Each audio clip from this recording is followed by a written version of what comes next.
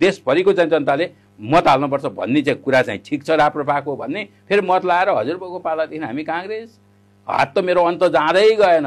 म त बाउको पालादेखि एमाले, म जनयुद्धमा चाहिँ के भने लडाइँ लडेको भन्ने खालको कुराले परिवर्तन हुँदैन। र अनि आम चाहिँ बौद्धिक जगतले स्वार्थ छोड्नु पर्यो, त्याग गर्नु पर्यो स्वार्थलाई, र छातीमा हात राखेर चाहिँ विवेक पुऱ्याएर सोच्नु पर्यो अब मुलुक के गर्दा बन्छ र कुन विचारले बन्छ।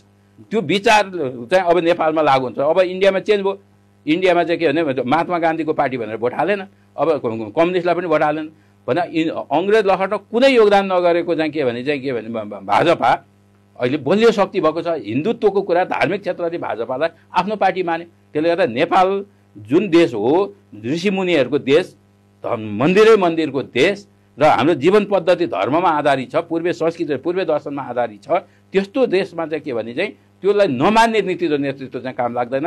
अहिले विद्यालय तहबाट संस्कृत किन हटाएको, नैतिक शिक्षा किन हटाएको, अहिले अङ्ग्रेजी भाषा बलियो हुने नेपाली भाषा कमजोर किन भइरहेछ, यी सबै कुराहरू चाहिँ के भने हामीले गर्छ टोटल पाठ्यक्रम चेन्ज गर्नुपर्छ र नेपाली समाजको प्रतिनिधित्व गर्ने शिक्षा प्रणाली लागू गर्नुपर्छ। त्यसको लागि त्यसलाई बुझ्ने राजनैतिक दल चाहियो, विचार चाहियो र त्यसको नेतृत्व राप्रपाले गर्छ।